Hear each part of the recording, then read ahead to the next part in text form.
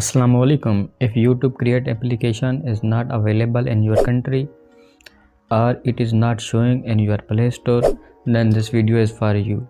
Open Play Store and search YouTube Create application.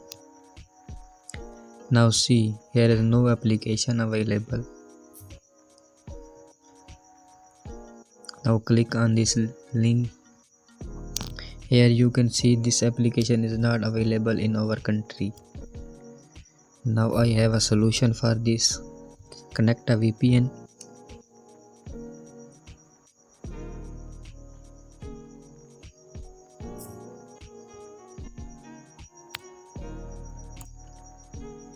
YouTube Create application.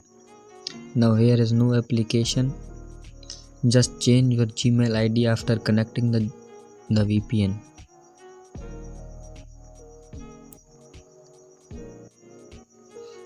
I have changed my email ID. Now search YouTube Create application.